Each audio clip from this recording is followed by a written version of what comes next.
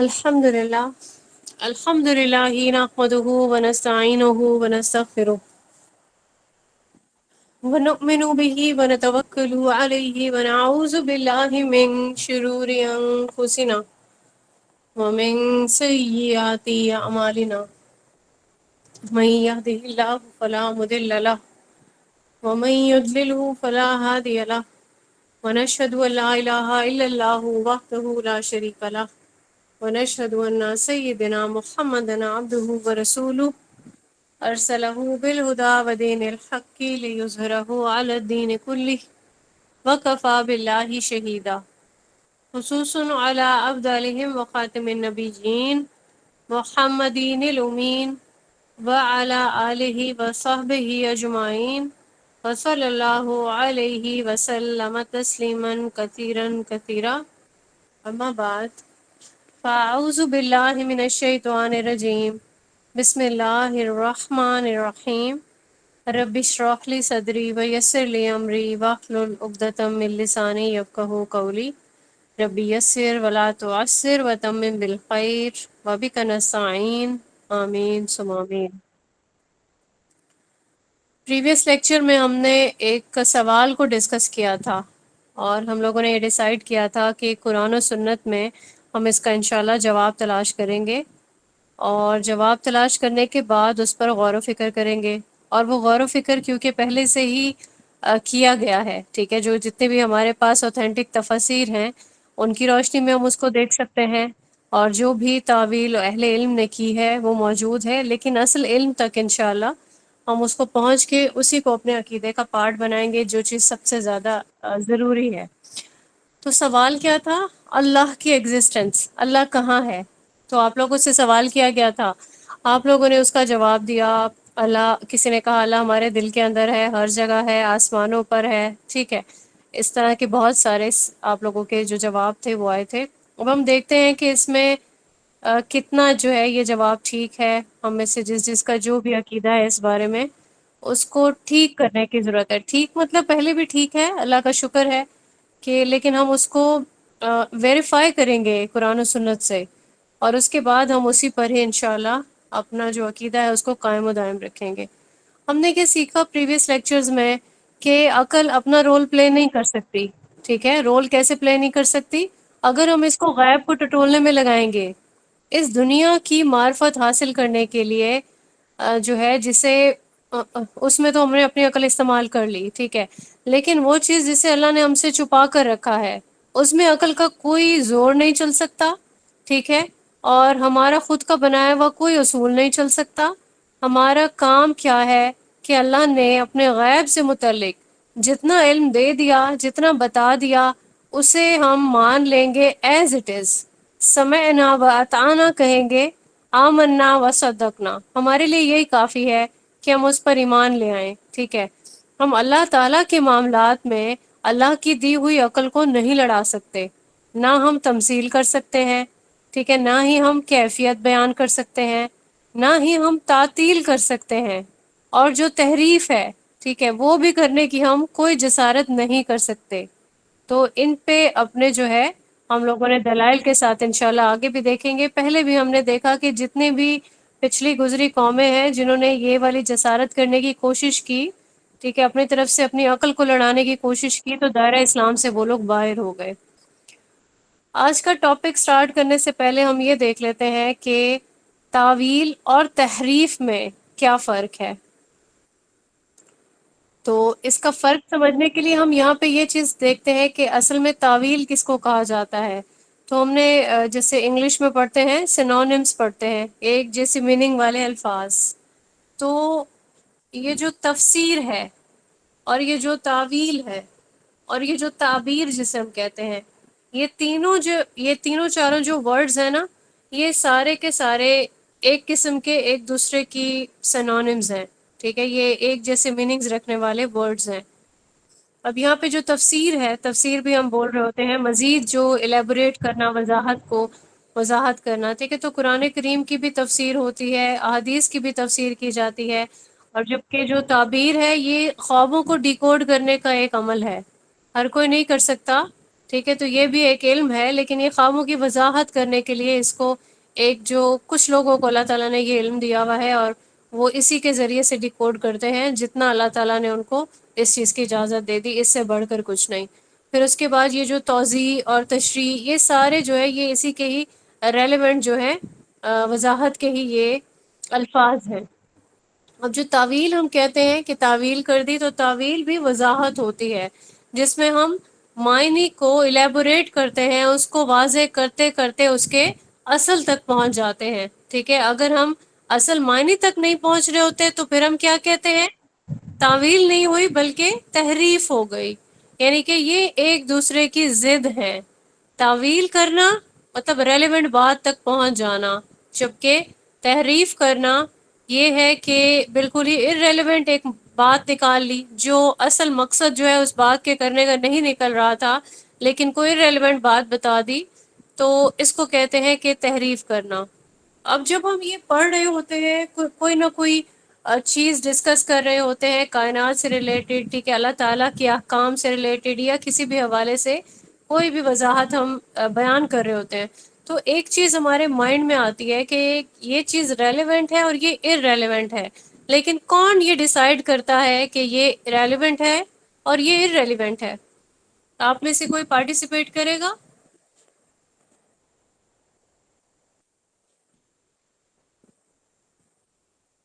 کون ڈیسائیڈ کرتا ہے کہ ہم جو تعویل کر رہے ہیں یا جو ہم وضاحت کر رہے ہیں وہ ریلیونٹ ہے، اور کون کہے گا اور یہ کہ مطلب یہ آپ نے irrelevant بتا دیا؟ علم والے، سمن نے بتایا کہ علم والے کریں گے، اہل علم کریں گے۔ آمنہ آپ کا بھی یہی جواب ہے؟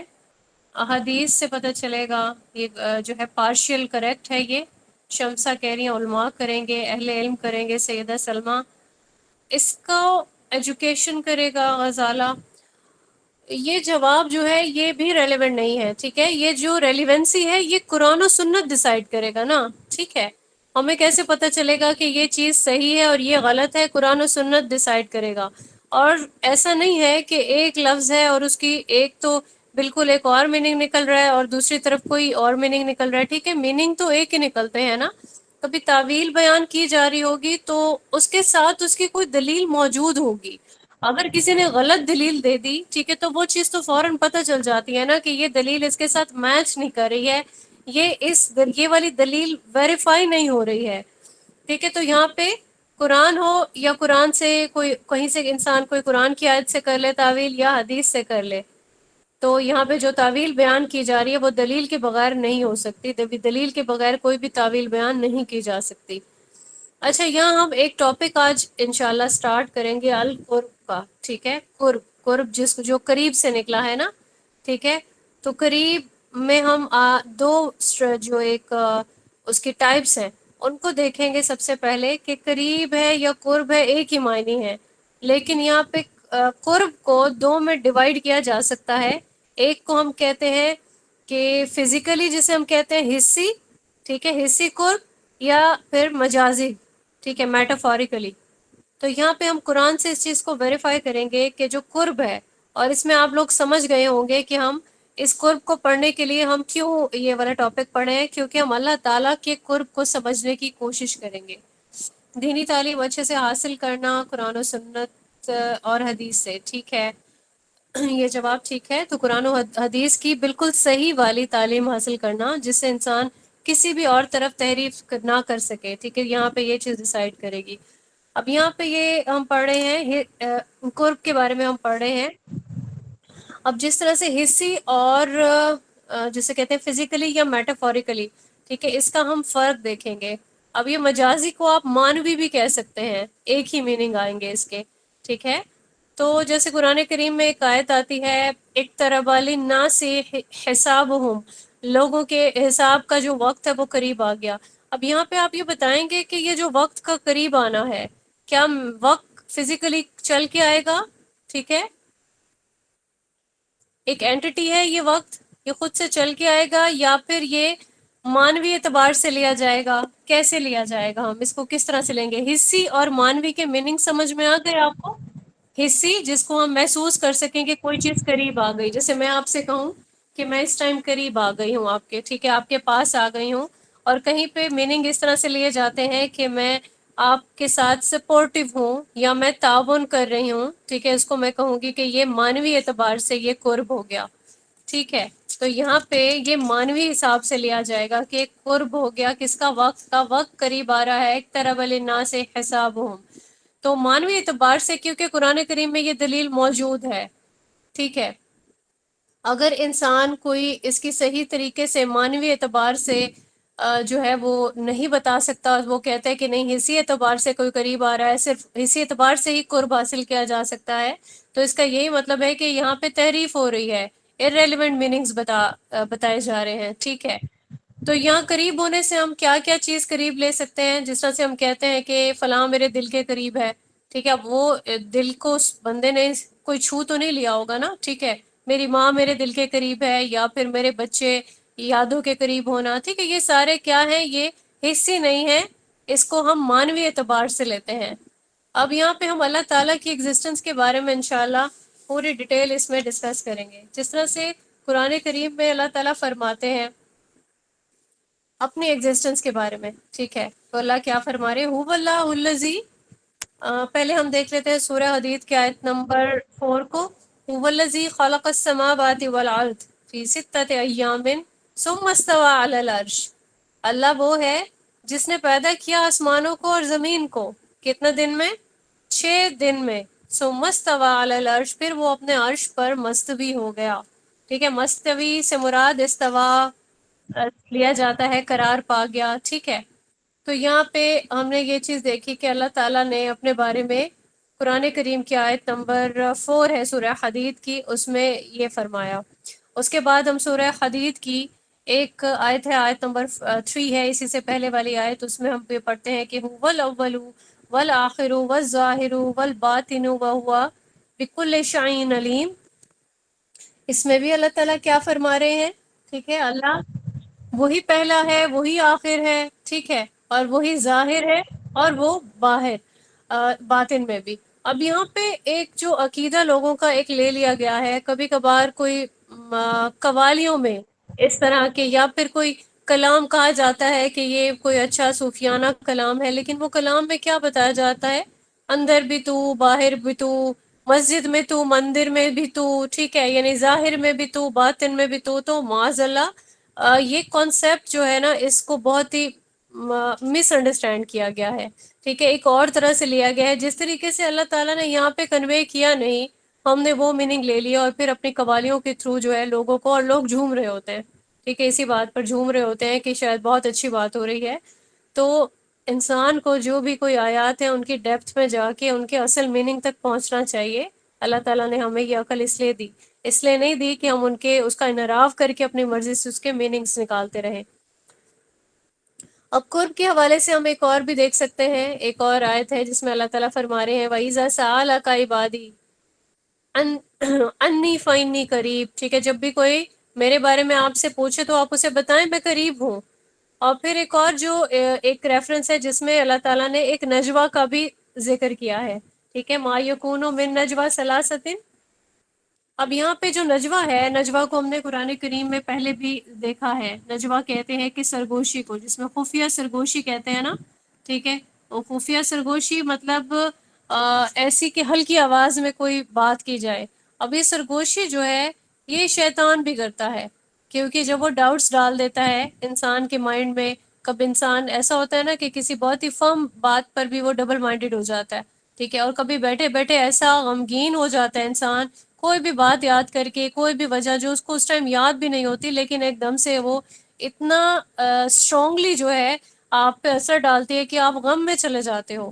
اور یہی جو نجوہ ہے شیطان کی سرگوشی، وہ اوور تھنکنگ کرواتی ہے انسان سے، ٹھیک ہے، انفیریورٹی کمپلیکس میں انسان مبتلا ہو جاتا ہے، کبھی کسی ایسی بیماری میں مبتلا کر دیتا ہے۔ اب یہ کس کو بیماری نہیں کہا جاتا، ٹھیک ہے، یہ ایک ایسا مسئلہ ہے جس کو ہم روحانی مسئلہ کہہ سکتے ہیں۔ اس میں کیا ہوتا ہے کہ انسان ڈاکٹر کے پاس جاتا ہے کہ انزائٹی ہو گئی، ڈپریشن ہو گیا، اور ڈاکٹر کیا کرے گا؟ آپ کے خیال میں ڈاکٹر کیا کرتے ہیں اس کنڈیشن میں؟ وہ انسان کو مشورہ دیتے ہیں، سیدہ سلمہ کیا مشورہ دیتے ہیں؟ ٹھیک ہے، وہ کہتے ہیں کہ سلیپنگ پلز لیں، ٹھیک ہے، سو جائیں، اٹھیں گے آپ تو آپ کو پچھلی چیزیں یاد نہیں ہوگی، موسٹلی یہی کیا جاتا ہے، ٹھیک ہے، اس طرح سے ٹریٹ کیا جاتا ہے۔ بہرحال انسان کو، ایک مومن کو یہ پتہ ہونا چاہیے کہ یہ شیطان کا ایک وار ہے، یہ کوئی بیماری نہیں ہے، لیکن یہ انسان سے ہونے والا ایک روحانی مسئلہ ہے، تو یہ اللہ کی یاد کے علاوہ یہ چیز دور نہیں ہو سکتی، کوئی دوائی اس چیز کو دور نہیں کرتی، موسٹلی ڈاکٹرز اس طرح سے ٹریٹ کرتے ہیں، بہرحال یہ ان کی بکس میں اسی طریقے سے ٹریٹ ہونا ہوتا ہے۔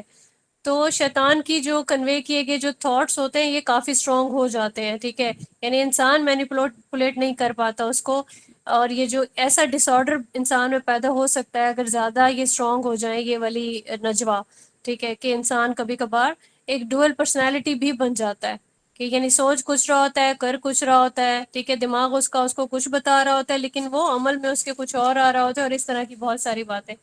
بہرحال تو قرآن کریم میں یہاں پہ یہ سرگوشی جو بتائی جا رہی ہے، اللہ تعالیٰ نے اس آیت میں بتایا ہے ہمیں، آیت نمبر ہے یہ سورہ مجادلہ، سورہ مجادلہ کی آیت نمبر 7 ہے۔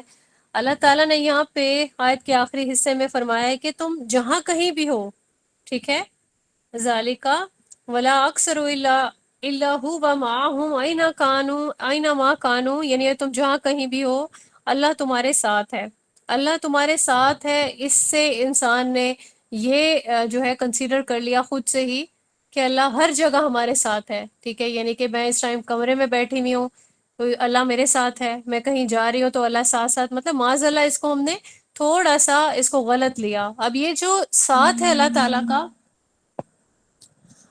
اس کو کس طریقے سے لینا چاہیے، ٹھیک ہے، تو جیسے جیسے ہم اگلی آیات پڑھتے جائیں گے انشاءاللہ یہ زیادہ چیز ہمارے لیے کلیئر ہوتی چلی جائے گی۔ اب یہاں پہ یہ دلیل ہے کہ اللہ ہر جگہ ہمارے ساتھ ہے، یہاں سے اسی آیت سے لی جاتی ہے، وَلَقَدْ خَلَقْنَا الْإِنسَانَ، ٹھیک ہے، اب یہاں پہ قسم کھا کر یعنی اللہ تعالیٰ نے ایک جو تحقیق والی بات آ جاتی ہے نا، وَلَقَدْ ساتھ میں آ گیا، قد کے ساتھ لام آ گیا، صحیح ہے، تو یہ قسم کے میننگ میں یعنی بہت زیادہ اچھے طریقے سے جس طرح سے انسان نے کوئی اللہ تعالیٰ نے بات کرنی ہوگی، یعنی تحقیق بھی اس کو ٹرانسلیٹ کیا جاتا ہے، اور اس کو اس طرح سے اس کے میننگ لے جاتے ہیں کہ کوئی ڈاؤٹ والی اس میں بات نہیں ہے کہ ہم نے انسان کو پیدا کیا ہے اور ہم جانتے ہیں ما توسوس بہ نفسہ، کہ جو بھی وسوسہ آتا ہے اس کے نفس کی طرف سے ہوتا ہے، ٹھیک ہے، اور ہم سب سے زیادہ قریب ہیں اس کی طرف، اس کی شہرک سے بھی زیادہ۔ تو یہاں سے انسان جو ہے ایک دلیل نکال لیتا ہے اور کہتا ہے کہ اللہ میری شہرک سے بھی زیادہ قریب ہے، ٹھیک ہے، اس کو بھی انشاءاللہ ہم بہت اچھے طریقے سے سالو کریں گے۔ اب یہاں ان دلائل کو سامنے رکھتے ہوئے ہم یہ دیکھتے ہیں کہ ہم اپنا عقیدہ رکھیں گے کیا اللہ کہاں ہے، ٹھیک ہے، اس بارے میں بات ہو رہی ہے نا کہ اللہ تعالیٰ کی ایگزسٹنس جو ہے وہ کہاں پہ ہے، اللہ تعالیٰ کہاں ہے، تو یہاں پہ ایک پوائنٹ اپنے مائنڈ میں رکھنا ہے آپ سبھی لوگوں نے، میں نے بھی، ٹھیک ہے، کہ ہم سب جو ہیں وہ ریسرچ کرنے والے اسٹوڈنٹس ہیں، طالب علم ہیں، تو ہم کھلے دل سے اپنے اس مقصد کی طرف ہمیشہ مرتے دم تک قائم و دائم رکھیں گے کہ اللہ تعالیٰ نے جو کلام اتارا، جو چیز ہمارے تک پہنچی ہے، ٹھیک ہے، اسے ہم پوری اتھینٹسٹی سے ایز اٹ از اس کو دلائل کے ساتھ قبول کریں گے انشاءاللہ، اور ہم تبھی اپنا مقصد صحیح طریقے سے پا سکیں گے۔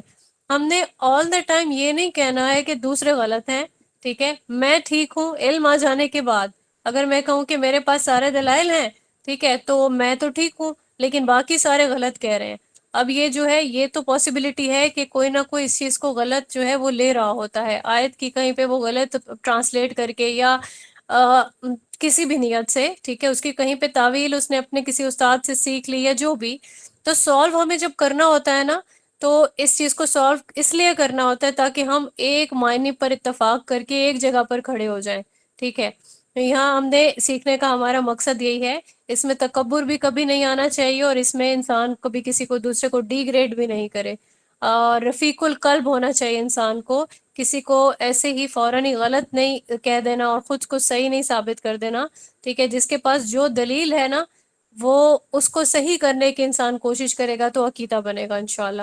تو ہم اللہ تعالیٰ کا، ہم جو عرش پہ جو اللہ تعالیٰ کا استوا ہے، ٹھیک ہے، یہاں سے سٹارٹ کرتے ہیں۔ اب سب سے پہلے تو ہم یہ دیکھتے ہیں کہ اللہ نے فرمایا کہ اللہ تعالیٰ عرش پر مستوی ہو گیا، ٹھیک ہے، عرش کے بارے میں ہمیں جو کچھ پتا ہے قرآن کریم میں ہم اس کو دیکھیں گے کہ عرش کیا ہے، اللہ تعالیٰ نے اپنے تخت کو عرش کہا ہے، ٹھیک ہے، اب ہمیں یہ چیز نہیں پتا کہ عرش کیسا ہے، ہمیں یہ پتا ہے کہ وہ عرش ہے، اور ہمیں یہ بھی پتا ہے کہ فرشتے اس عرش کے ارد گرد ہیں، ٹھیک ہے، تو لفظ بھی ہمیں معلوم ہے، ہمیں اس کے معنی بھی معلوم ہے، ہمیں یہ بھی پتہ ہے کہ اللہ تعالیٰ کے عرش کو فرشتوں نے اٹھایا ہوا ہوگا، کیونکہ یہ چیز اللہ تعالیٰ نے قرآن کریم میں ہمیں بتا دی ہے۔ تیرے رب کا عرش، ٹھیک ہے، اور اس دن اس کے اوپر اس دن کتنے فرشتے بتائے ہیں قرآن کریم میں؟ 8 فرشتے۔ الذین یحملون العرش، اب وہ لوگ جو اٹھائے ہوئے ہیں عرش کو، من حولہ، جو اس کے گرد ہیں، یسبحون، وہ تسبیح کر رہے ہیں، بحمد ربہم ویؤمنون بہ۔ اور یہ آیت میں کیا بتایا جا رہا ہے اللہ تعالیٰ کے عرش کے بارے میں؟ بس اتنا ہی ہمیں معلوم ہے، ٹھیک ہے۔ کیفیت کے بارے میں اگر ہم جاننے کی کوشش کریں گے، عرش کیسا، کس طرح کا، کتنا بڑا سائز، ٹھیک ہے، کہاں پہ ہوگا، کیسے ہوگا، تو جتنا ہمیں اللہ تعالیٰ نے بتا دیا ہمارے لیے وہی کافی ہے۔ تو قرآن کریم کی یہ جو سورہ حدید کی ابھی آیت ہم نے دیکھی ہے، اس کو دیکھ لیا۔ اب ہم آگے چلتے ہیں، اس میں ہم دیکھتے ہیں کہ اللہ تعالیٰ نے اپنے عرش کے بارے میں ایک اور چیز بھی بتائی ہے۔ آیت اس کی ہے، علی الماء والی آیت شیئر کریں سعدیہ۔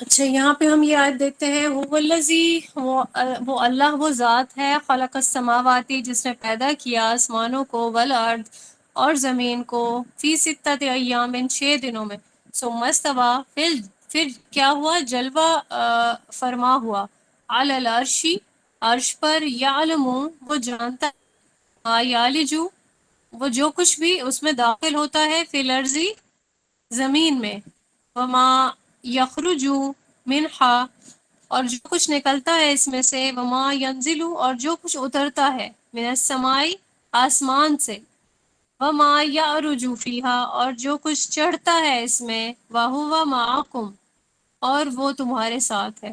ٹھیک ہے، تو ہم نے یہاں پہ جو معیت کے بارے میں جو بات کر رہے ہیں، اللہ تعالیٰ کے ساتھ کے بارے میں جو ہم بات کر رہے ہیں، کہ اللہ تمہارے یہاں پہ کیا فرمایا جا رہا ہے، تو وہ تمہارے ساتھ ہے، اینما کنتم، جہاں کہیں بھی تم ہوتے ہو، واللہ، اور اللہ، بما تعملون، ساتھ اس کے جو تم عمل کرتے ہو، بصیر، دیکھنے والا ہے۔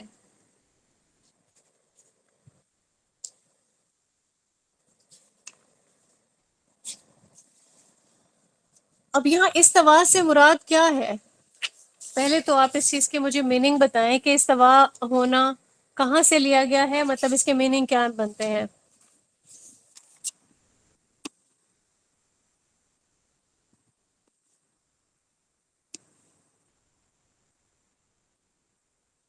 جی سلمہ، آپ نے بالکل ٹھیک کہا، استوا سے مراد ہے برابر ہونا، ٹھیک ہے، یا مساوی ہو جانا، یا پھر ایکول ہونا۔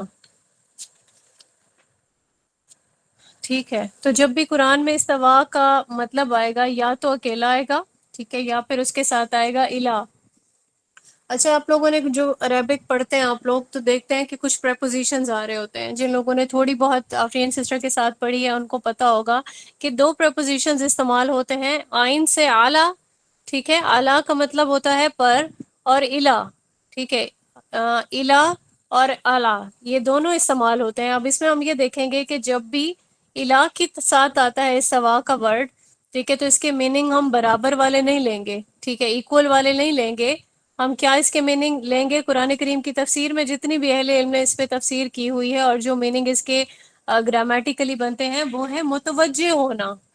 بالکل ٹھیک، ماشاءاللہ فوزیہ اور قمر، آپ لوگ کو پتا ہے کہ اعلیٰ کا مطلب ہوتا ہے اعلیٰ کا پر، اور الہ کا مطلب ہوتا ہے طرف، یعنی اس طرف، ٹھیک ہے۔ تو یہاں پہ جو ہم یہ دیکھ رہے ہیں کہ اس کے میننگ جو ہے جب بھی الہ کے ساتھ آئیں گے تو اس کا مطلب ہوگا متوجہ ہونا، ٹھیک ہے، یہاں پہ یعنی جیسے اللہ تعالیٰ نے آسمان کو بنا لیا، ٹھیک ہے، کتنے دن میں، 6 دن میں، ہم یہاں پہ دیکھ رہے ہیں، پھر اس کے بعد اللہ تعالیٰ عرش پر مستوی ہو گیا۔ اب یہاں پہ نا کچھ جو اہل علم ہیں وہ اس سے اتفاق نہیں کرتے ہیں کہ اب متوجہ ہو گیا، اس سے مراد یہ کیسے ہو گیا کہ متوجہ ہو گیا اللہ تعالیٰ، تو اس سے کیا میننگ لیا جاتا ہے کہ اللہ تعالیٰ کیا پہلے اپنے عرش کی طرف متوجہ نہیں تھا، ٹھیک ہے، لیکن بہرحال اس کے جو گرامیٹیکلی میننگ نکلتے ہیں وہ یہی نکلتے ہیں، فسوا ہونا کہ اور اس نے برابر کر دیے ساتوں آسمان، ٹھیک ہے. جہاں پہ یہ دیکھیں آ گیا اکیلا آ گیا تو یہاں پہ برابر کے میننگ لیں گے، لیکن جہاں پہ ہم نے کیا دیکھا کہ الہ کے ساتھ آ گیا میننگ کچھ اور ہوں گے، اور اعلیٰ کے ساتھ بھی آگے ہم انشاءاللہ اس کو گرامیٹیکلی دیکھتے ہیں.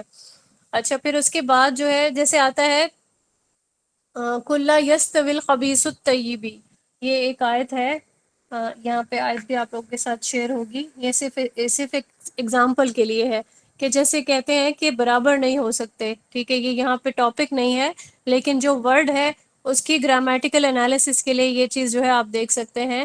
قرآن کریم میں جہاں جہاں بھی یستوی کے نام سے یہاں سے مطلب یستوی ایک ورڈ یوز ہوا ہے، کُلَّ یستوی الخبیث الطیب. جیسے آپ یہ قرآن پاک کی آیت پڑھتے ہیں نا کہ کہہ دیجئے کہ خبیث اور طیب چیز جو ہے وہ برابر نہیں ہو سکتی، تو یس یہاں پہ برابر جو ہے یہ اس لیے آیا کیونکہ یہ اکیلا یہ ورڈ آیا، ٹھیک ہے.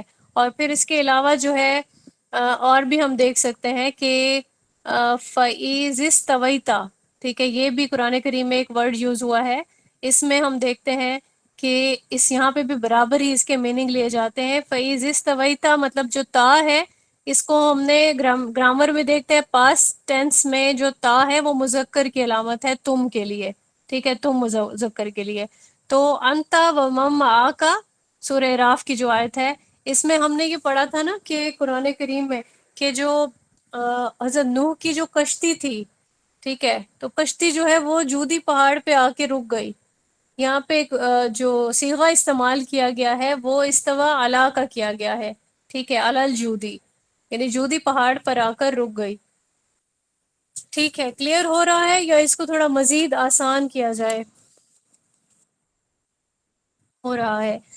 اچھا اس کے بعد ہم کچھ اور آیات کو دیکھتے ہیں ساتھ کے ساتھ انشاءاللہ کہ اللہ تعالیٰ نے جب اپنے عرش پر مستوی ہونے کے بارے میں جو تذکرہ کیا ہے تو ہمارے پاس بہت ساری اس میں آیات ہیں، ٹھیک ہے. اللہ تعالیٰ نے اپنے عرش کے بارے میں ہی اپنی جو ذات ہے اس کو یہاں پہ ذکر کر دیا. یعنی عرش پہ مستوی سے مراد یہی ہے کہ اللہ تعالیٰ نے عرش پر قرار پا گئے اللہ تعالیٰ جب زمین کی اور آسمان کی تخلیق کی، کیونکہ یہ دلیل ہمیں قرآن کریم میں ملتی ہے، ٹھیک ہے. اللہ تعالیٰ کا عرش کدھر ہے ہمیں یہ چیز حدیث میں بھی ملتی ہے، ساتویں آسمان پر، ٹھیک ہے، یہ دلیل قرآن کریم میں. اور پھر یہاں پہ جو سدرۃ المنتہا کا تذکرہ ہے، ساتوں آسمان ہے، ساتوں آسمان کے بعد سدرۃ المنتہا، پھر اللہ کی جو کرسی ہے، ٹھیک ہے، اس پہ اللہ کا عرش ہے اور عرش پر اللہ تعالیٰ موجود ہے.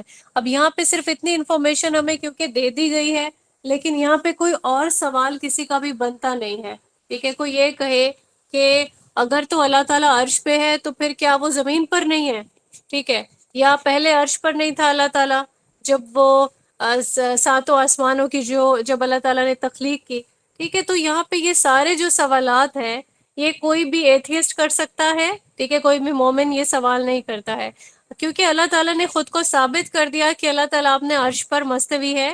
تو اس کے بعد ہم پر کیا چیز لازم ہے؟ ہم پر یہ لازم ہے کہ ہم اس پر ایمان لے آئیں، سمعنا واطعنا کہیں، ٹھیک ہے، آمنا وصدقنا کہیں کہ اللہ تعالیٰ نے جتنا علم ہمیں دے دیا یہ ہمارے لیے اتنا ہی کافی ہے. اس کے علاوہ ہم نے یہاں پہ سورہ مجادلہ کی آیت نمبر 7 میں بھی ہم نے یہ دیکھا کہ اللہ تعالیٰ نے اپنے ساتھ کا ایک تذکرہ کیا، ٹھیک ہے. ایک آیت ہے وہ انشاءاللہ ہم اگلے لیکچر میں اس کو بہت اچھے طریقے سے جو ہے وہ ڈیٹیل میں پڑھیں گے، جہاں پہ اللہ تعالیٰ نے سورہ قاف کی آیت نمبر 16 ہے، وَلَقَدْ خَلَقْنَا الْإِنسَانَ وَنَعْلَمُ مَا تُوَسْوِسُ بِهِ نَفْسُهُ وَنَحْنُ أَقْرَبُ إِلَيْهِ مِنْ حَبْلِ الْوَرِيدِ، جسے ہم کہتے ہیں نا کہ اللہ تعالیٰ ہماری شہرک سے زیادہ قریب ہے، ٹھیک ہے. تو یہاں پہ اس چیز کو ویریفائی کرنے کا بہت اچھا چانس ہے کہ یہاں اللہ پاک نے نحنو کا جو صیغہ استعمال کیا ہے، ٹھیک ہے، نحنو سے مراد کیا ہوتا ہے؟ ہم یعنی کہ یہ جمع کا صیغہ ہے، انا کا یہاں پہ ورڈ یوز نہیں ہوا، ٹھیک ہے. نحنو اقرب الیہ، اور ہم قریب ہیں کس سے؟ تمہاری شہرک سے زیادہ ہم قریب ہیں. تو یہ صیغہ انشاءاللہ نیکسٹ لیکچر میں اس پہ ہم بات کریں گے. تو اللہ تعالیٰ کی عرش کا جو تذکرہ ہے سورہ زمر کی آیت ہے، آیت نمبر 75 ہے، جس میں اللہ تعالیٰ نے یہاں فرمایا الملائکۃ حافین، ملائکہ کیا کر رہے ہیں؟ گھوم رہے ہیں، من حول العرش، اللہ کے عرش کے ارد گرد، یسبحون بحمد ربہم، اور وہ تسبیح کر رہے ہیں، اپنے رب کی حمد کر رہے ہیں، ٹھیک ہے. وقوضیہ بینہم بالحق کی وکیل الحمد للہ رب العالمین. اب یہ عرش کی جو ایک ہمیں بتا دیا گیا کہ اللہ تعالیٰ کا ایک عرش ہے اور ملائکہ اس کے گرد گھوم رہے ہیں، اللہ کی تسبیح کر رہے ہیں. ٹھیک ہے، یہاں پہ پھر ہم نے کیفیت میں نہیں جا سکتے. ٹھیک ہے، کیفیت میں جانے کی کیونکہ ضرورت نہیں ہے. عرش کیسا ہے ہمیں یہاں پہ جتنا بتا دیا وہ اتنا کافی ہے. پھر ہم سورہ حاقہ کی ایک آیت ہے وَيَحْمِلُ عَرْشَ رَبِّكَ فَوْقَهُمْ يَوْمَئِذٍ ثَمَانِيَةٌ، اور اٹھایا ہوگا تیرے رب کا عرش. ٹھیک ہے، فوقہم ان کے اوپر اس دن 8 فرشتے. ٹھیک ہے، یہ تذکرہ 8 فرشتوں کا ہم نے یہاں سے سورہ حاقہ میں ویریفائی کر لیا جو بھی تذکرہ کیا گیا تھا. اور سورہ غافر کی ایک آیت ہے، آیت نمبر 7، اس میں بھی یہی چیز فرمائی جا رہی ہے الذین، وہ لوگ یحملون العرش جو اٹھائے ہوئے ہوں گے، من حولہ یسبحون بحمد ربہم ویؤمنون بہ ویستغفرون، اس عرش کو اور اس جو اس کے ارد گرد ہیں. ٹھیک ہے، یہاں پہ بھی کس کی بات ہو رہی ہے؟ 8 فرشتے. اب یہاں پہ 8 فرشتے عرش کو اٹھائے ہوئے ہوں گے اور وہ اپنے رب کی تسبیح کر رہے ہوں گے. یہ بار بار جو ریپیٹیشن ہے آیات کی، ٹھیک ہے، یعنی کوئی ایسی چیز نہیں ہے کہ بات کو بدل دیا گیا ہو. ایک آیت جو ہے وہ ہمیں تھوڑی ڈیٹیل دے رہی ہے، اس سے اگلی اس سے بھی زیادہ دے رہی ہے. ٹھیک ہے، پھر اس سے اگلی آیت میں اس سے بھی زیادہ ڈیٹیل مل جاتی ہے. ایک آیت ہے یہاں پہ سورہ ہود کی جس میں مزید جو ہے وہ ڈیٹیل دے دی گئی اللہ تعالیٰ کے عرش کے بارے میں. وَهُوَ الَّذِي خَلَقَ السَّمَاوَاتِ وَالْأَرْضَ فِي سِتَّةِ أَيَّامٍ، اللہ تعالیٰ اور وہ جس نے بنایا آسمانوں کو اور زمین کو فی ستۃ ایام 6 دنوں میں. وَكَانَ عَرْشُهُ، اور اس کا عرش ہمیشہ سے تھا، علی الماء پانی پر، لیبلوکم تاکہ وہ جان لے. ٹھیک ہے، ایکم احسن عملا، یعنی تم میں سے جو کوئی نیک عمل کرنے والا ہے. سورہ نمل کی ایک آیت ہے، آیت نمبر 23، اس کو بھی دیکھ لیں. اب یہ کس بارے میں ہے؟ بیک گراؤنڈ اس کا یہ ہے کہ حضرت سلیمان علیہ السلام کے پاس جب پرندہ آیا، قرآن کریم کی تفسیر میں ہم نے یہ آیات پڑھی تھی کہ ایک پرندے کو جب پرندہ ایبسنٹ تھا پھر اس کے بارے میں پوچھا گیا کہ آپ کدھر تھے، تو پرندے نے پھر پوری ڈیٹیل بتائی کہ میں کچھ جو ہے نا وہ کام کر رہا تھا، میرے پاس ایک اسائنمنٹ تھی کہ میں ایک جگہ گیا اور اس نے وہاں پہ کیا دیکھا، انی وجدت امرأۃ تملکہم، کہ میں نے تو ایک عورت کو دیکھا ہے. ٹھیک ہے، وَأُوتِیَتْ مِن كُلِّ شَيْءٍ وَلَهَا عَرْشٌ عَظِيمٌ، اور اس کے سامنے ساری چیزیں، وہ کیا ہے، وہ اسے دیکھا تو وہ بادشاہ ہے اپنی قوم کی. ٹھیک ہے، تملکہم وَأُوتِیَتْ، اور اس کے سامنے حاضر ہو جاتی ہیں ساری چیزیں. ٹھیک ہے، تو یہاں پہ بھی اس کے عرش کے بارے میں کیا بات کی جا رہی ہے، وَلَهَا عَرْشٌ عَظِيمٌ، اور اس کا بہت ہی عظیم عرش ہے. اب یہاں ہمیں یہ چیز واضح ہو گئی ہے کہ عرش جو ہے وہ اس جو خاتون تھی، ٹھیک ہے، جو بادشاہ تھی یا ملکہ تھی اپنی قوم کی، اس کے لیے بھی عرش کا ورڈ یوز کیا گیا ہے. اور عرش کہتے ہیں ایک تخت کو، یعنی ایک اونچی جگہ جو ہوتی ہے اس کے بارے میں جو ہے یہ چیز واضح کی گئی ہے. تو یہاں پہ کلیئر ہو گیا ہم سب کو کہ ورڈ جو ہے اس کے میننگ بھی ہمیں پتہ ہے. ٹھیک ہے، ہم اس کی مزید اس کے آگے سے کوئی جو ہے وہ آئیں بائیں شائیں نہیں کریں گے. اللہ تعالیٰ کے عرش پر کوئی اس طرح کی بات نہیں کریں گے، کیسا ہوگا کیفیت میں جانے کی کوشش نہیں کریں گے. ہمیں معلوم ہے کہ اللہ کا ایک عرش ہے. ٹھیک ہے، اور ہمیں یہ بھی معلوم ہے کہ اللہ تعالیٰ نے اپنے عرش پہ اللہ تعالیٰ نے استوا کیا. استوا سے ریلیونٹ بھی ہم دیکھ لیتے ہیں، ہمارے پاس بہت سارے اس کے ریفرنسز ہیں، جس میں سورہ بقرہ کی آیت نمبر 29 ہم لیں گے. ٹھیک ہے، یہاں پہ اللہ تعالیٰ نے عرش پہ جو ہے وہ استوا کی بات کی.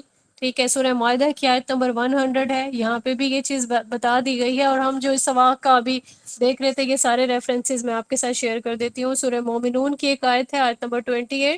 ٹھیک ہے، جہاں پہ بھی استوا کا ورڈ آیا ہے اعلیٰ کے ساتھ. ٹھیک ہے، اور وہاں پہ ہم نے کیا دیکھا کہ یہ قرار پا گیا. ٹھیک ہے، الہ اور اعلیٰ اس کا ڈفرنس دیکھیں گے، اور جہاں کہیں بھی اکیلا آیا تو وہاں پہ میننگ کیا لیے گئے، وہاں پہ میننگ لیے گئے برابر ہو جانا یا مساوی ہو جانا. ٹھیک ہے، تو یہ میننگز یہاں پہ لے گئے ہیں. سورہ الانعام کی بھی ایک آیت، آیت نمبر 50 ہے، جہاں پہ استوا کا جو صیغہ ہے یہ استعمال کیا گیا ہے.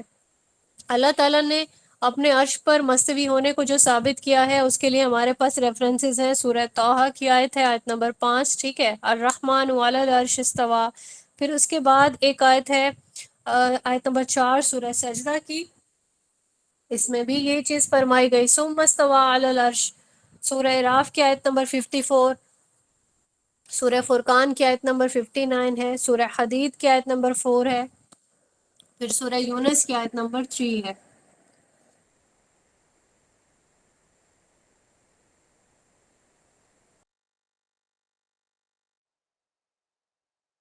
ان سارے ریفرنسز میں ہمیں یہی چیز ملتی ہے کہ اللہ تعالیٰ نے اپنے عرش کا تذکرہ کیا کہ اللہ تعالیٰ نے اپنے عرش پہ اللہ تعالیٰ مستوی ہے. ٹھیک ہے، تو یہ چیز کیا ہوئی؟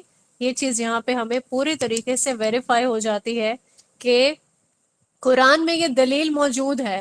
ٹھیک ہے، اب امت میں کیا ہوا، کچھ ایسے لوگ آئے، انہوں نے اس بات کا انکار کرنا شروع کر دیا کہ اللہ تعالیٰ اپنے عرش پر مستوی ہے. ٹھیک ہے، انہوں نے کہا کہ اگر ہم یہ مان لیں کہ اللہ تعالیٰ اپنے عرش پہ مستوی ہے، اس کا مطلب یہ ہے کہ معاذ اللہ تعالیٰ عرش کا محتاج ہے. ٹھیک ہے، انہوں نے یہ کانسیپٹ اس پہ مطلب وہ کیا، نگیٹ کیا اس بات کو کہ نہیں ایسا نہیں ہوگا. ایک اور انہوں نے یہ چیز بھی پوائنٹ آؤٹ کی کہ اللہ تعالیٰ، کیا اللہ تعالیٰ عرش کے ساتھ قید ہے؟ ٹھیک ہے، معاذ اللہ. یہ بھی امت کے کچھ لوگوں نے اس پہ بھی پوائنٹ آؤٹ کیا کہ اللہ تعالیٰ تو ہر جگہ ہے نا. اب یہ ان کے نزدیک اللہ تعالیٰ کا عرش پہ مستوی ہونا کیا ہے کہ اللہ باؤنڈ ہو گیا معاذ اللہ. ٹھیک ہے، تو انہوں نے یہ کیا کہ ہم نے جو ہے یہ عقیدہ اتنا ٹھیک نہیں لگتا ہمیں کہ یہ جو اللہ تعالیٰ کا عرش پہ مستوی ہونا، کیونکہ اللہ تعالیٰ کسی بھی چیز کے ساتھ باؤنڈ نہیں ہے. ٹھیک ہے، اللہ تعالیٰ عرش کا محتاج نہیں ہے.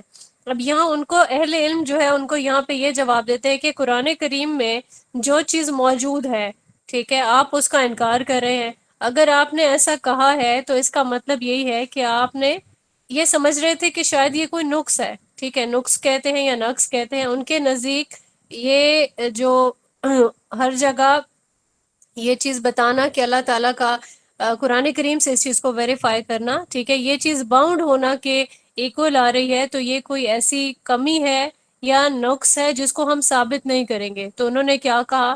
انہوں نے کہا کہ ہم ایسا نہیں کہیں گے کہ استوا کا جو ورڈ ہے وہ ہم یوز ہی نہیں کریں گے، ہم اس کی تعویل کرتے ہیں اور اس کو ہم لکھتے ہیں غلبہ. ٹھیک ہے، یعنی قرار پانا ہم نہیں کہیں گے، ہم یہ کہیں گے اللہ نے اس کے بعد غلبہ پا لیا. کس کا؟ عرش پر غلبہ پا لیا. ٹھیک ہے، تو ان سے پھر سوال کیا گیا کیا قرآن کریم میں ایسی کوئی دلیل ہے کہ آپ نے اس کی اس طرح سے تعویل کر دی؟ تو اس تعویل کی ان کے پاس کوئی دلیل تھی نہیں، کیونکہ اصل میں تو غلبہ کا ورڈ جو ہے وہ ایکیوریٹ ہے ہی نہیں. ٹھیک ہے، غلبے سے مراد کیا ہوتا ہے؟ جیسے انسان نے کوئی جنگ کی، ٹھیک ہے، جنگ کے بعد کسی علاقے پہ غلبہ پا لیا، کسی جگہ پہ غلبہ پا لیا. ٹھیک ہے، یا پھر ایسا ہوتا ہے کہ کوئی ایسی چیز تھی جو چھوٹی ہوئی تھی پہلے، ٹھیک ہے، یعنی چھوٹی ہوئی تھی اور اب وہ واپس لے لی گئی ہے. تو یہاں پہ یہ جو ان کا امت کے لوگوں کا یہ کچھ لوگوں کا ایک ہی فرقے کا ایسا جو کانسیپٹ تھا وہ بالکل غلط ہو گیا. ٹھیک ہے، غلبے کا یہ ایسا کوئی ایک ورب ایک لیا گیا ہے غلبہ.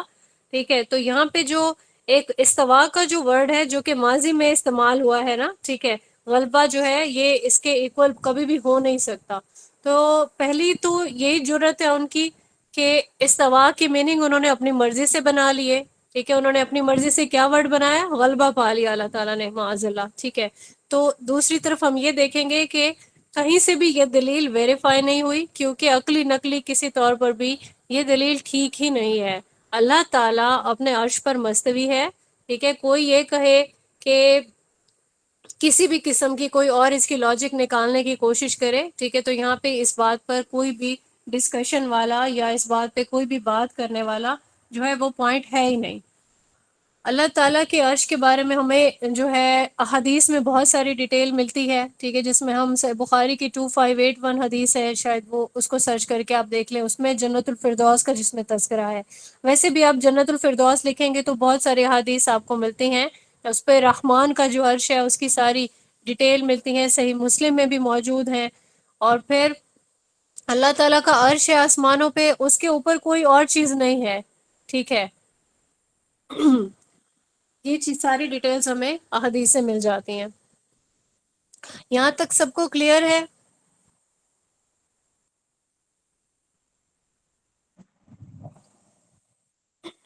اب ہم آگے چلتے ہیں یہ دیکھتے ہوئے کہ اب تک جتنا ہم نے پڑھا اس میں ہم نے یہی کنکلوڈ کیا کہ اللہ تعالیٰ اپنے عرش پر مستوی ہے، ٹھیک ہے. آگے چل کے انشاءاللہ ہم اس کو مزید سالو کرتے ہیں. رسول اللہ صلی اللہ علیہ وآلہ وسلم نے اپنی امت کو یہ بات سکھا دی تھی، ٹھیک ہے، کہ پچھلی امتوں کی جو غلطیاں تھیں انہوں نے اپنی طرف سے نیک نیک غلطیاں کی تھی، ٹھیک ہے، لیکن یہاں پہ شریعت نے کیونکہ ہمیں بتا دیا ہے کہ انسان کو ہر ایک چیز کو کیلکولیٹ کرنا ہے، ٹھیک ہے، اچھائی کو بھی کیلکولیٹ کرنا ہے، برائی کو بھی کیلکولیٹ کرنا ہے، کیونکہ ہماری شریعت میں غلوف کی کوئی جگہ نہیں ہے، پسند نہیں کیا گیا ہمارے دین میں، ٹھیک ہے، اس چیز کو کہ رسول اللہ صلی اللہ علیہ وآلہ وسلم سے بھی ضرورت سے زیادہ محبت کر لی جائے، یعنی جہاں تک ہمیں محبت کرنی ہے ہمیں اتنی محبت کرنی ہے، لیکن اللہ تعالیٰ کی محبت سے زیادہ نہیں ہونی چاہیے وہ محبت. احادیث میں ملتا ہے نا کہ جیسے ایسی میرے محبت میں ایسا غلوف نہ کر جانا کہ جتنا عیسیٰ ابن مریم کی محبت میں عیسائی غلوف کر گئے تھے، ٹھیک ہے، یعنی وہاں پہ یہود جو تھے انہوں نے بھی یہی کیا اور نصارہ نے بھی یہی کیا، انہوں نے اپنے انبیاء کو رب کا درجہ دے دیا.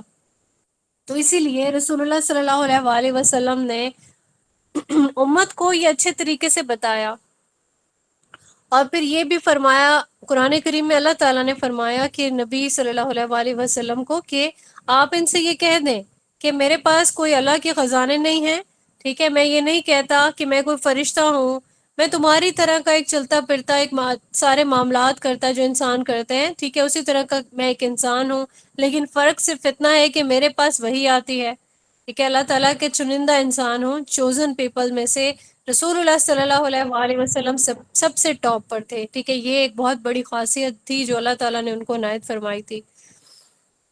اب یہاں پہ ایک واقعہ ہے روایت میں موجود ہے کہ آپ صلی اللہ علیہ وآلہ وسلم کے پاس ابی بن حاتم جو تھے وہ تشریف لائے، اور انہوں نے کہا کہ جس طرح سے یہودیوں نے اپنے علماء کو وہ درجہ دیا کہ ان کی عبادت کر رہے ہیں، کہ رسول اللہ صلی اللہ علیہ وآلہ وسلم کی جب یہ بات سنی نا ابی بن حاتم نے کہ یہودی جو ہے وہ اپنے علماء کو اللہ تعالیٰ کا درجہ دینے لگے یا ان کی عبادت کر رہے ہیں، ٹھیک ہے، تو انہوں نے کیا کیا، یہ سننے کے بعد انہوں نے شکوہ کیا کہ میں بھی یہودی تھا لیکن میں اپنے علماء کی عبادت نہیں کرتا تھا، ٹھیک ہے. تو آپ صلی اللہ علیہ وآلہ وسلم نے پھر آگے جو ہے ان کو جواب دیا کہ جب اللہ نے تمہاری کتابوں میں ایک چیز کو حرام کر دیا تھا، ٹھیک ہے، تو علماء کے کہنے میں آ کے تم کیا اس کو حلال نہیں کر لیتے تھے؟ تو انہوں نے بتایا کہ ہاں ہم ایسا ہی کرتے تھے، ٹھیک ہے. تو یہ چیز یہاں پہ ثابت ہو جاتی ہے کہ جو شریعت میں جو چیزیں حلال ہیں، ٹھیک ہے، وہ کوئی علماء حرام نہیں کر سکتے نا، ٹھیک ہے، اور جو چیزیں حرام ہیں اس کو کوئی بھی علماء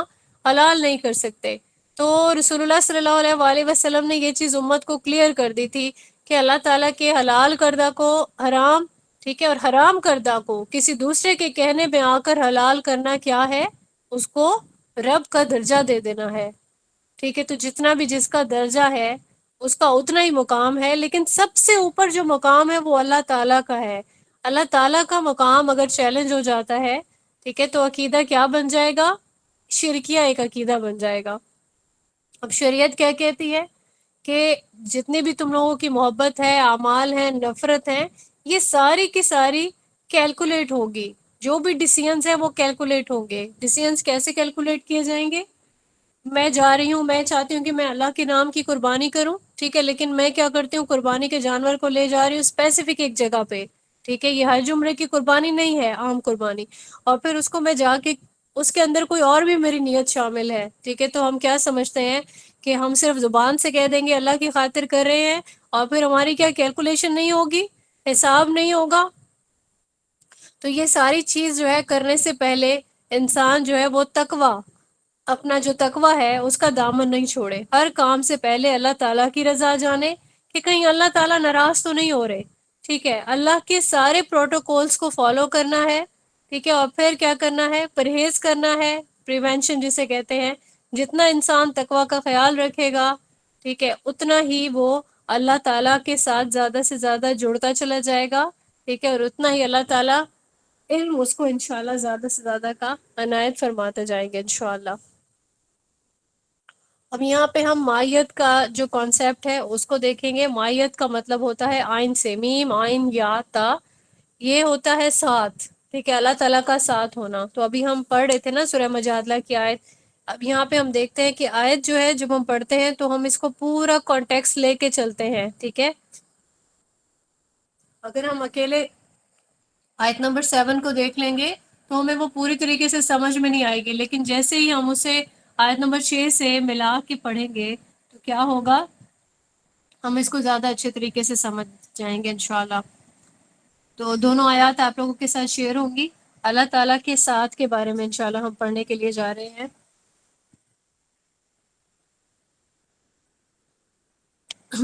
جس دن وہ انہیں اٹھائے گا اللہ،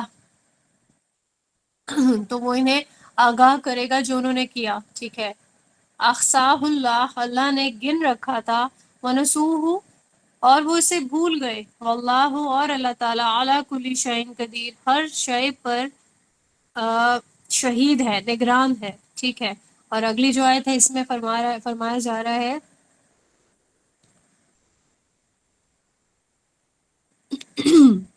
ما یکون من نجوا، یہاں سے آپ سٹارٹ کریں، علم ترا، کیا آپ نے نہیں دیکھا، ان اللہ، کہ اللہ یعلم، جانتا ہے، ما فی السماواتی، آسمانوں میں جو بھی ہے، وما فی الارض، اور جو زمین میں ہے، ما یکون، نہیں ہوتی، من نجوا، کوئی سرگوشی، ثلاثہ، تین لوگوں میں، الا ہو، مگر وہ، رابعہم، ان میں چوتھا، ولا خمسۃ، اور نہ پانچ کی، الا ہوا، مگر وہ، سادسہم، ان میں چھٹا، ولا ادنا، اور نہ خواہ کم، من ذالک، اس سے، ولا اکثر، اور نہ زیادہ، الا ہوا، مگر وہ، معہم، ان کے ساتھ، اینما کانوا، جہاں کہیں بھی وہ ہوں، ثم ینبئہم، پھر وہ انہیں بتائے گا جو کچھ وہ عمل یہ کرتے تھے، ٹھیک ہے۔ اللہ تو ان کے کیا ہے، اللہ ان کے ساتھ ہے۔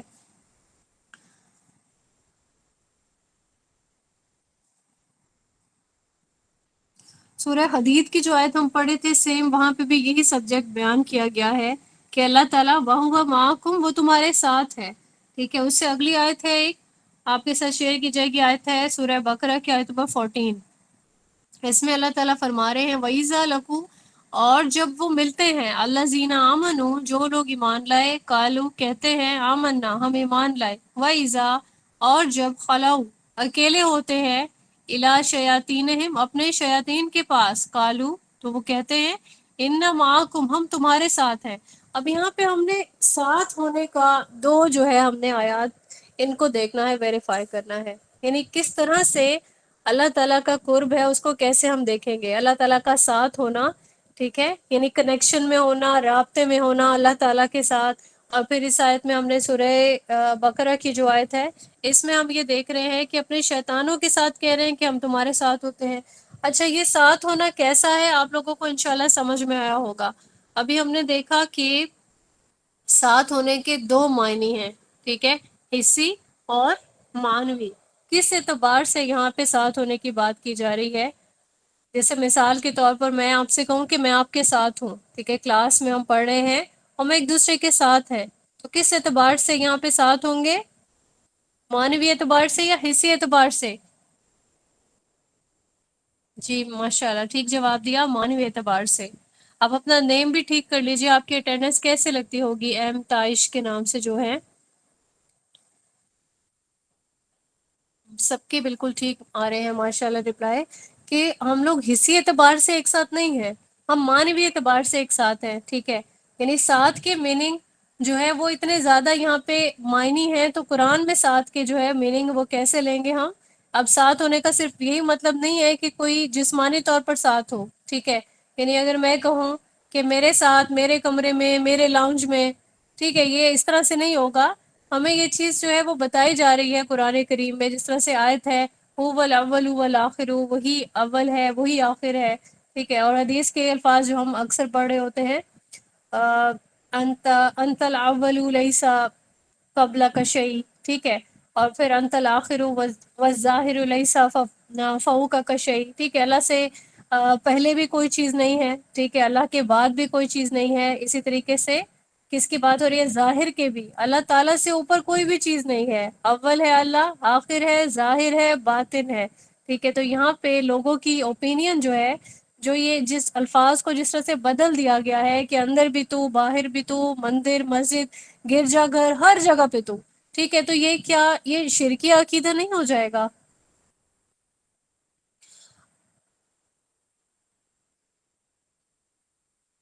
اب جو یہ لئی صفاؤ کا کشے یعنی کہ ظاہر کے میننگ ہے، یہ ظاہر کے میننگ کیا ہے؟ بلند ہونے کے، ٹھیک ہے۔ اللہ تعالیٰ کو ہم اس طرح سے لیتے کہ اللہ اتنا بلند ہے کہ اللہ سے اوپر کوئی چیز نہیں ہے، کیونکہ یہ چیز کیا ہے، یہ اللہ تعالیٰ نے خود ہمیں بتا دی نا، ٹھیک ہے۔ تو ظاہر جو ہے اس کے میننگ کیا ہے؟ بلندی بھی ہو سکتا ہے، اس کے میننگ نظر آنے والا، ٹھیک ہے۔ وَلَيْسَ الْبَاطِنُ، ٹھیک ہے۔ باطن کا میننگ کیا ہے؟ باطن کا یہ مطلب نہیں ہے کہ اللہ تعالیٰ انسان کے اندر ہے، باطن، ٹھیک ہے۔ باطن چھپا ہوا ہوتا ہے نا، کیا ایسا کہ کہہ سکتے ہیں انسان کے اندر اللہ تعالیٰ چھپا ہوا ہے؟ انسان کے دل میں اللہ تعالیٰ چھپا ہوا ہے، ٹھیک ہے۔ کیا یہ بالکل صحیح کانسیپٹ ہے؟ اللہ تعالیٰ کی ذات اللہ تعالیٰ نے جتنا چھپایا ہوا ہے، ٹھیک ہے، اللہ کے بارے میں یہی عقیدہ ہے کہ اللہ تو اتنا چھپا ہوا ہے کہ تجھ سے چھپی ہوئی کوئی چیز نہیں ہے، ٹھیک ہے۔ جب معراج کے موقع پہ رسول اللہ صلی اللہ علیہ وآلہ وسلم کو آسمانوں کی سیر کرائی گئی، ٹھیک ہے، تو یہ چیز بتایا گیا تھا رسول اللہ صلی اللہ علیہ وآلہ وسلم کو کہ اللہ تعالیٰ کا نور ہے، ٹھیک ہے، اللہ نور ہے، اور اللہ حجاب میں بھی باطن ہے، ٹھیک ہے، کوئی اسے دیکھ نہیں سکتا۔ تو یہاں جو کانسیپٹس بنائے گئے ہیں، کبھی قوالی کی صورت میں، اشعار کی صورت میں، تو ایسی کوئی بھی چیز انسان کو بولنے سے پہلے ہمیشہ اپنے علم کی طرف دیکھنا چاہیے کہ اللہ تعالیٰ نے کیا ایسا علم دیا انسان کو کہ وہ اس کی بیسس پہ کوئی ایسا عقیدہ بنا لے، ٹھیک ہے۔ ظاہر باطن ان سب کے میننگز کو ہمیں سمجھنا چاہیے۔ تو اللہ تعالیٰ نے اپنے ساتھ کے لیے جو فرمایا کہ تم جہاں کہیں بھی ہو میں تمہارے ساتھ ہوں، ٹھیک ہے۔ اب یہاں پہ ہمیں بہت اچھے سے سمجھ آنے لگے گی انشاءاللہ کہ یہ جو ساتھ ہے یہ کون سا ساتھ ہے، حصی اعتبار سے ساتھ ہے یا معنوی اعتبار سے اللہ تعالیٰ کی معیت ہے، ٹھیک ہے۔ اللہ کا اپنی مخلوق کے ساتھ ہونا یہ کیسا ہے؟ کیا یہ صفات فعلیہ میں سے کوئی صفت ہے کہ اللہ تعالیٰ ساتھ ہے، ٹھیک ہے، یا پھر یہ مدد کی میننگ میں آتا ہے کہ اللہ تعالیٰ ہماری مدد کے لیے ہمارے ساتھ ہے، ہمارے لیے سپورٹیو ہے اللہ تعالیٰ، ٹھیک ہے، اس اعتبار سے آئے گا نا۔ تو ذات کے اعتبار سے ساتھ ہونا یا صفات کے اعتبار سے ساتھ ہونا، ٹھیک ہے، اس کو سمجھنا انسان کے لیے بہت ضروری ہے۔ اب یہاں پہ ہم اس کو ایک اور مثال سے بھی سمجھ لیتے ہیں کہ جو مشرک اور منافقین تھے، ٹھیک ہے، وہ کیا کرتے؟ مسلمانوں کے ساتھ آتے اور ان کو کہتے تھے کہ ہم آپ کے ساتھ ہیں، ٹھیک ہے۔ جب اپنے شیاطین کے ساتھ ملتے، اپنے سرداروں کے ساتھ یا خلوت میں جاتے، کفار کی طرف جاتے، کیا کہتے تھے کہ ہم تو صرف مذاق کر رہے تھے، ٹھیک ہے، ہم اصل میں آپ کے ہی ساتھ ہیں۔ ان کے ساتھ ہم کیا کر رہے تھے؟ ہم مذاق کر رہے تھے۔ اس کو ہم اگلے لیکچر میں فوزیہ سمجھیں گے انشاءاللہ، ٹھیک ہے۔ اب یہ چیز ہے کہ یہ ہم نے ابھی سورہ بقرہ کی آیت میں پڑھا تھا، آیت نمبر 41 نہیں 14 تھا کہ انما نحن مستہزئون، ٹھیک ہے، ہم کیا کر رہے تھے؟ ہم ان کے ساتھ مذاق کر رہے تھے، لیکن ہم آپ کے ساتھ میں ہیں۔ تو یہاں پہ یہ جو مائیت کا جو لفظ استعمال ہوا ہے، ٹھیک ہے، اس میں یہ سپورٹ سے لیا جائے گا۔ تو اسی مائیت کی اگر ہم تفسیر کرتے ہیں تو یہ ایک بہت ہی بڑا اور وسعت والا ورڈ ہے۔ اس سے ہم اگر ہم اسے صرف ذات مراد لے لیں گے، ٹھیک ہے، تو یہ صحیح والے اس کی تفسیر نہیں ہوگی، اور پھر ہم کیا کریں گے؟ ہم قرآن کریم کی جو تفسیر کرتے ہوئے آیات ہیں ان کے ایکول ان کی یعنی کہ اسی کی جو دلیل کے ساتھ جو اس کی تفسیر ملتی ہے، ٹھیک ہے، اسی پہ ہم اپنا عقیدہ بنائیں گے، یعنی ذات کے اعتبار سے نہیں بلکہ اللہ تعالیٰ ہم سب کے ساتھ ہے۔ کس طرح سے؟ تعاون کے اعتبار سے اور سپورٹ کے حساب سے، ٹھیک ہے۔ اللہ تعالیٰ نے یہاں پہ اپنی ذات کو جو ثابت کیا وہ کس طریقے سے ثابت کیا؟ ڈائریکٹلی اللہ تعالیٰ نے عرش پر اپنی ذات کو ثابت کیا ہے۔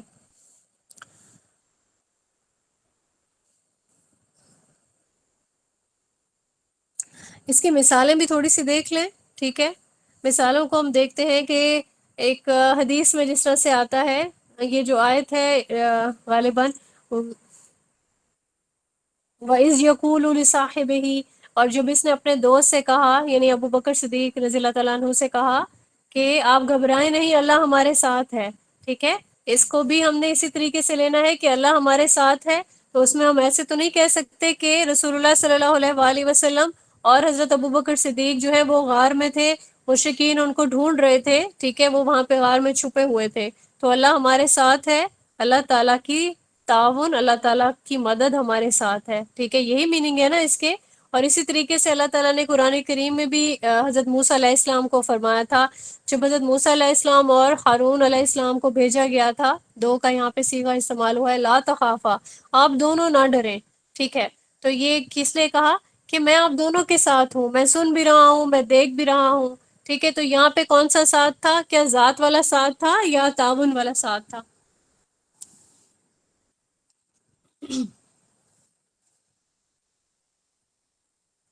تعاون والا ساتھ تھا، ٹھیک ہے؟ تو اس کے لیے ہم مزید میں آپ کو ریفرنسز یہاں پہ بھیجتی ہوں، آپ لوگوں کے ساتھ شیئر ہوں گے انشاءاللہ۔ سورہ توبہ کی آیت ہے آیت نمبر 40، جس کا بھی میں تذکرہ کر رہی تھی، ٹھیک ہے؟ اور سورہ توحہ میں جہاں پہ لا تخافا یہ والی بات ہو رہی ہے حضرت موسیٰ علیہ السلام کی، ٹھیک ہے؟ آیت نمبر 46 ہے، یہ آپ کے ساتھ شیئر کی جائے گی۔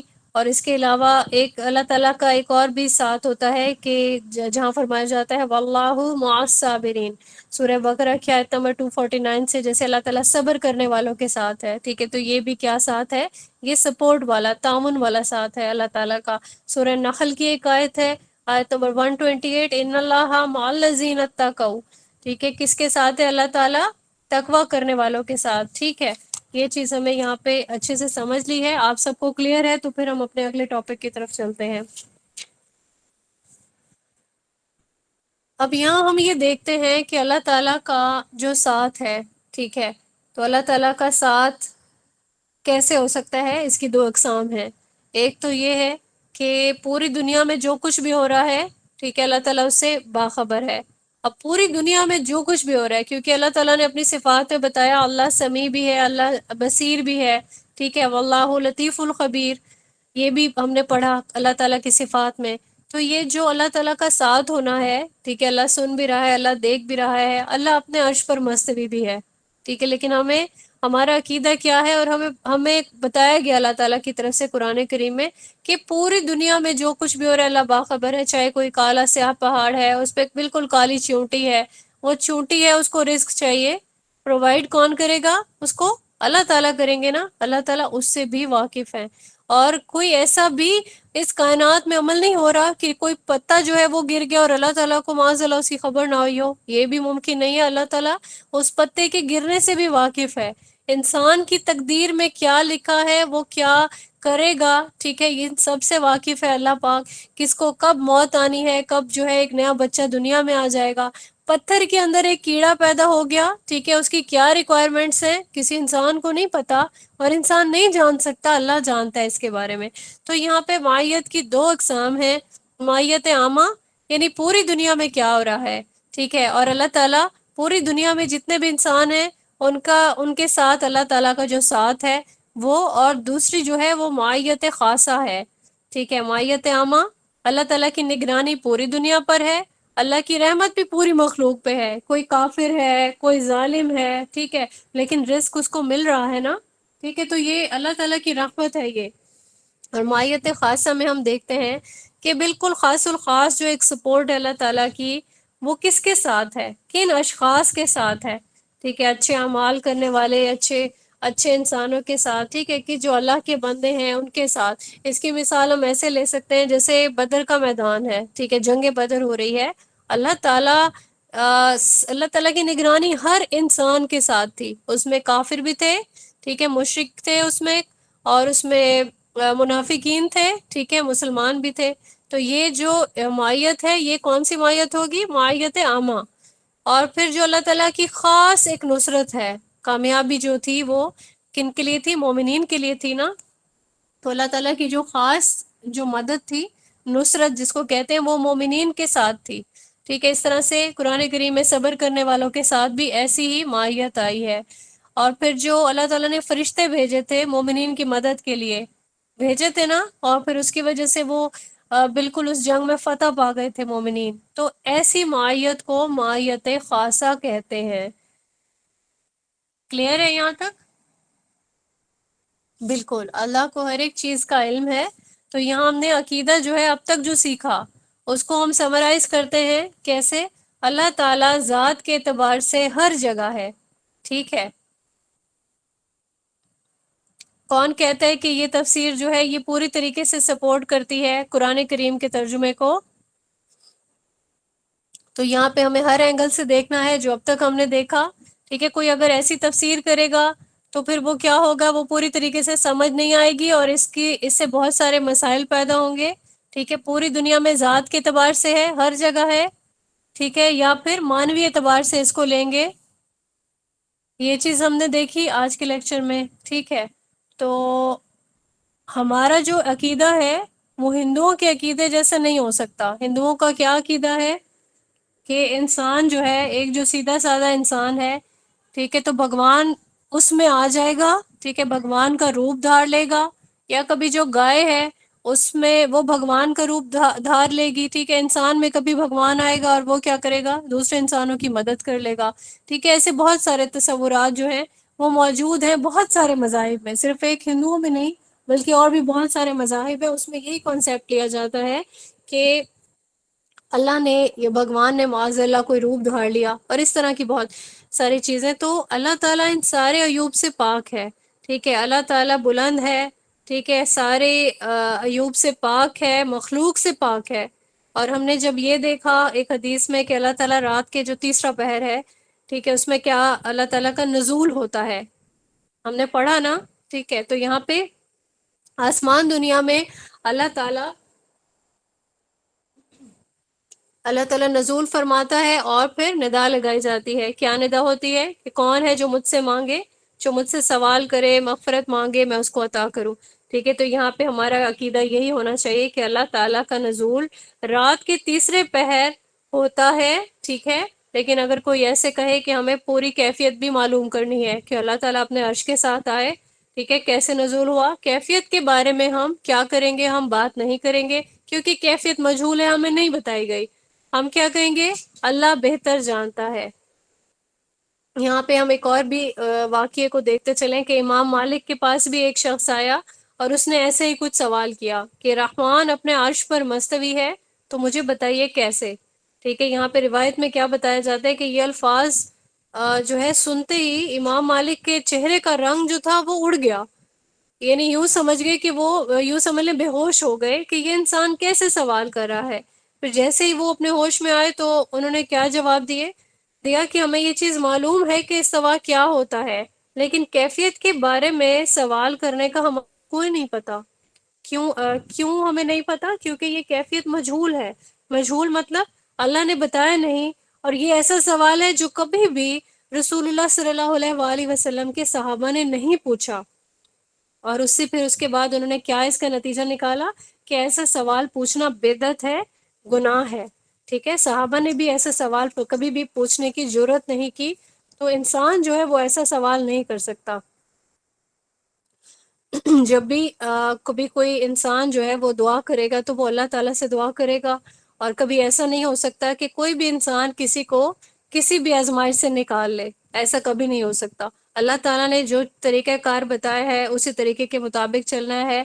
کوئی انسان آپ کو کوئی دھاگا پہنا دے، ٹھیک ہے، یا کوئی کہے کہ اس شجر پہ جا کے کوئی کپڑا باندھ دو، یا یہ پتھر ہے یہ آپ پہن لو جنات کی پناہ میں آ جاؤ گے.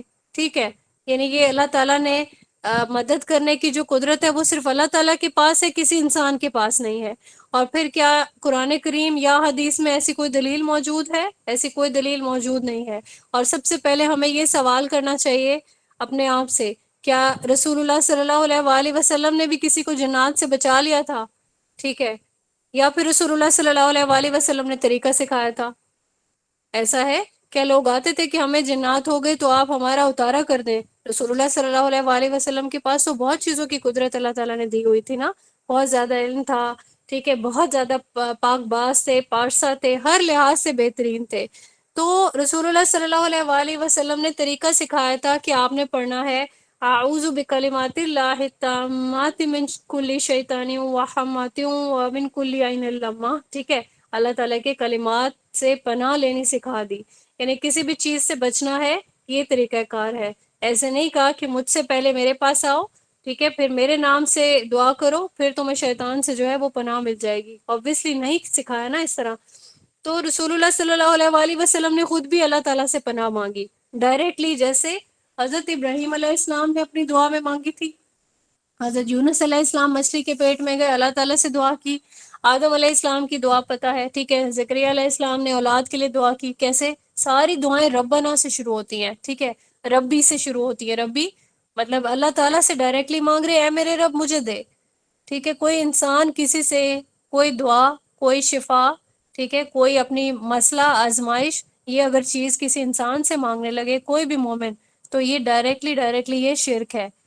ہم یہ بھی نہیں کہہ سکتے، اب جس طرح دو سٹیٹمنٹس ہیں، ایک ٹیبلٹ ہے، مجھے کوئی تکلیف تھی میں نے وہ کھائی، کسی ایک ٹیبلٹ سے تو مجھے کچھ فرق نہیں پڑا، ایک دوسری کھا لی تو میں ٹھیک ہو گئی، ٹھیک ہے، تو یہاں دو سٹیٹمنٹس ہونی چاہیے۔ اب اس میں سے کریکٹ والی انسان خود جو ہے وہ نکالے گا، کیسے؟ ایک تو میں یہ کہہ دوں کہ اس ٹیبلٹ نے مجھے شفا دے دی، ٹھیک ہے، یہ ٹیبلٹ کھائی شفا ہو گئی مجھے، یا پھر میں یہ کہوں کہ اللہ نے مجھے اس ٹیبلٹ سے شفا دے دی، ٹھیک ہے۔ شافی کون ہے؟ شافی اللہ تعالیٰ ہے۔ اب جب ہم عقیدے میں یہ رکھنے لگے کہ شفا گولی سے ہو رہی ہے، ٹھیک ہے، تو یہ عقیدہ غلط ہے۔ شفا کا موجب اللہ تعالیٰ ہے، ٹیبلٹ نہیں ہے۔ ایسا ہوتا ہے دو لوگوں کے سر میں درد ہو رہا ہے، ایک کی جیسی ٹیبلٹ کھا رہا ہے، ایک کو فاقہ ہو گیا ایک کو نہیں ہوا، تو ٹیبلٹ کہاں سے شفا والی ہو گئی؟ ٹھیک ہے۔ اب یہ جو ٹیبلٹ کے جو اجزاء ہیں، اس کی جو طاقت ہے، جو اس کا علم ہے، انسان کو وہ کس نے عطا کیا؟ وہ بھی اللہ تعالیٰ کا عطا کردہ ہے نا۔ پھر بھی شفا جو ہے وہ اللہ کی طرف منسوب ہوگی، کسی کو مل جائے گی کسی کو نہیں مل جائے گی۔ ٹھیک ہے، تو لیکچر کا ٹائم ہو گیا ہے مکمل، اس کو آپ اپنے نوٹس میں ضرور لکھ لیجئے گا، سمرائز کر لیجئے گا۔ ہم نے اب تک پڑھا، اللہ نے اپنے بارے میں ہمیں جو بتا دیا، اللہ رحمان اپنے عرش پر مستوی ہے، سب سے بلند ہے، سب سے اعلیٰ ہے، سب سے عرفہ ہے، ٹھیک ہے۔ اس کے بعد اللہ تعالیٰ کا ہمارے ساتھ ہونا، اس کے بارے میں ہم نے آج کے لیکچر میں بہت اچھے سے پڑھ لیا۔ نیکسٹ لیکچر میں ہم اس سے بھی زیادہ انشاءاللہ ڈیٹیل میں پڑھیں گے چیزوں کو، اور ویریفائی کریں گے، اور اپنے عقیدے کو مزید اسٹرانگ کریں گے انشاءاللہ۔ کوئی بھی سوال ہو، کوئی بھی مسئلہ ہو، آپ رابطہ کر سکتے ہیں، پوچھ سکتے ہیں۔ اللہ تعالیٰ ہمیں جتنا ہم نے سیکھ لیا اس پہ ہمیں عمل کرنے والا بنائے، ہمیں شرک کی نحوست سے، نجاست سے ہمیشہ ہمیشہ محفوظ رکھیں۔ اللہ تعالیٰ ہمارے آگے کے راستے آسان فرمائیں۔ آمین ثم آمین۔ وآخر الدعوانا ان الحمد للہ رب العالمین۔ سبحان ربک رب العزت عما یصفون وسلام علی المرسلین والحمد للہ رب العالمین۔ السلام علیکم ورحمۃ اللہ وبرکاتہ۔